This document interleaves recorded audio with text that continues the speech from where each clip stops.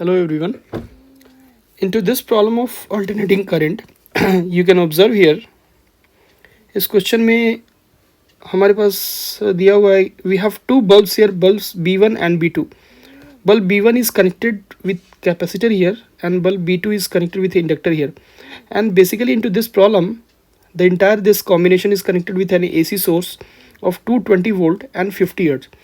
और इस क्वेश्चन में बेसिकली जो आपको कैलकुलेट करना है कि कौन सी बल्ब ज़्यादा ग्लो करेगी और कौन सी बल्ब कम ग्लो करेगी, राइट. सो ऐसे क्वेश्चंस को बेसिकली जेईई मेंस में काफ़ी बार पूछा उन्होंने, और स्पेशली जब यहाँ पे आप देख रहे हो कि एसी सोर्स भी कनेक्टेड है, so it can be the very good combination specially for JEE mains level exam. JEE mains level exam के लिए एक अच्छा कॉम्बिनेशन हो सकता है, राइट.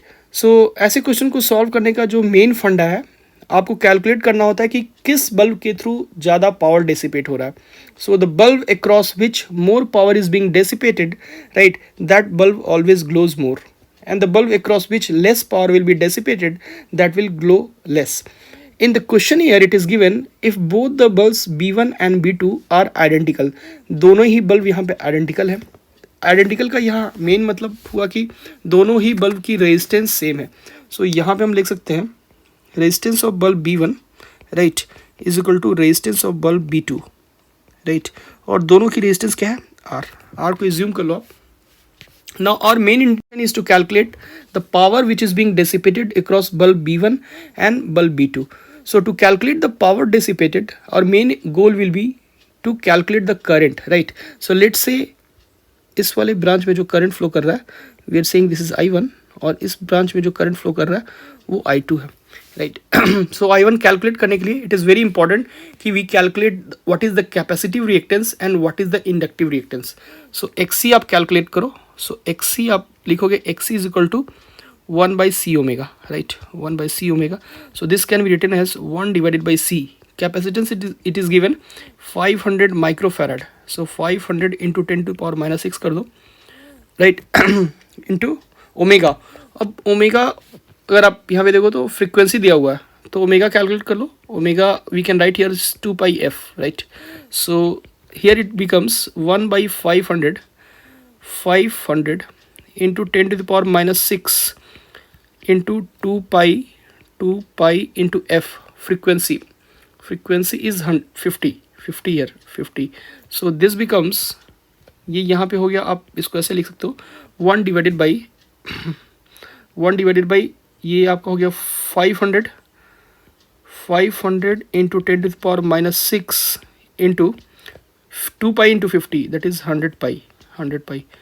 तो इसकी वैल्यू कितनी हो जाएगी? इसकी वैल्यू हो जाएगी आपकी आप इसको 1/5π लिखो, 5π, और यहाँ से 10⁻⁶, और ये हो गया 100, right. So this is 10⁻⁶ into 10⁴. So this can be written as 100 divided by 5π. 100/5π. So this is 20 divided by pi. 20 divided by pi. XC की वैल्यू आ गई 20/π ओम, राइट. और XL की वैल्यू कैलकुलेट करते हैं आप. सो XL की वैल्यू कैलकुलेट करेंगे हम. XL को हम लिखेंगे L omega, right. So XL will write L omega here, and the value of L is 10 millihenry.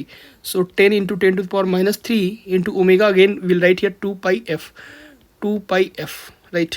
So this becomes 10⁻² into 2π into f, 2π into 50, 100π. So 100 into pi, right. So this becomes pi. 100 and 10⁻² is cancelled, so this becomes pi ohm. So XL value is pi ohm, and you can see here the value of XC is 20/π ohm. So of course this is more, XC is more here. XC is greater than XL. The value of XC is greater than XL.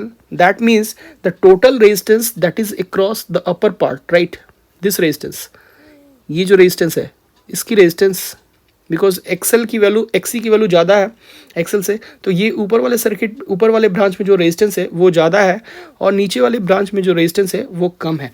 That means जो current की value होगी I1 वो I1 less होगी I2 से, right. I2 will be more here, I2 will be more compared to I1. That means कि जो current flow करेगा B2 bulb के through, the current which is flowing in the bulb B2, that is more, right? So more current means more power, because power across bulb B2, you can write as I2 square into resistance of bulb, right? Resistance of bulb B2, resistance तो दोनों bulb की same ही है. So this power across bulb I2 is more, so power across bulb B2 will be greater than power across bulb B1, right? So that means we can say, you can observe here which option is correct here. So of course B2 will be brighter than B1, so second option is the correct option.